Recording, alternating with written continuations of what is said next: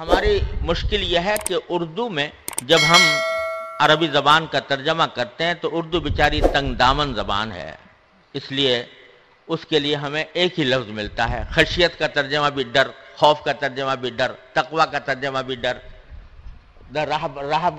رہبوت کا ترجمہ بھی ڈر، اس کے سوا اور کوئی لفظ ہمارے پاس ہے ہی نہیں۔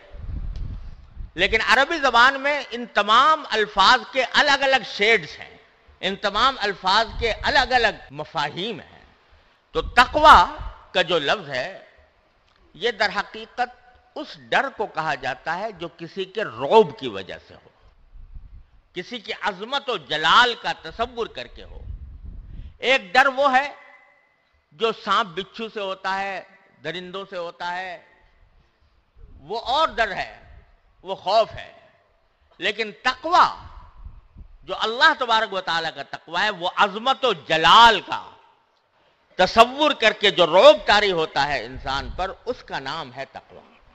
اور اس کی مثال یوں سمجھ لیجئے کہ ایک بیٹا بعض اوقات باپ سے ڈرتا ہے، شاگرد استاد سے ڈرتا ہے، لیکن اس وجہ سے نہیں کہ باپ اسے مار کھائے گا، اس وجہ سے نہیں کہ استاد اسے مار کھائے گا، بلکہ اس وجہ سے کہ اس کی عظمت و جلال دل میں ایسی بیٹھی ہوئی ہے کہ کہیں کوئی ایسا کام نہ ہو جائے جو اس کے دل کے لیے کدورت کا سبب بنے۔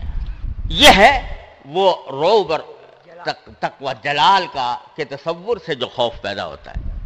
مجھے یاد ہے کہ میرے والد ماجد حضرت مولانا مفتی محمد شفیع صاحب قدس اللہ تعالیٰ سرہ، اللہ تعالیٰ ان کے درجات بلند فرمائیں، مجھے ساری زندگی میں کبھی مارا نہیں، صرف ایک مرتبہ تماچا کھایا تھا، صرف ایک مرتبہ، پھر کبھی مارا نہیں، وہ بھی ایک تماچا مار دیا تھا، اور باقی کبھی مارا نہیں۔ لیکن مجھے اچھی طرح یاد ہے کہ جب ان کے کمرے کے پاس سے، اندر کمرے میں بیٹھے ہوتے تھے، کمرے کے پاس سے گزر ہوتا تو قدم ٹھٹک جاتے تھے اور دل پر ایک رعب طاری ہوتا تھا۔ اور رعب کس بات کا؟ کہ پٹائی ہو جائے گی۔ رعب اس بات کا کہ کہیں ایسا نہ ہو کہ کوئی کام ان کی مرضی کے خلاف ہو جائے جس سے ان کی طبیعت پر تکدر ہو۔ یہ ہے وہ رعب، یہ ہے وہ ڈر جو رعب اور جلال کی عظمت و جلال کی وجہ سے ہوتا ہے۔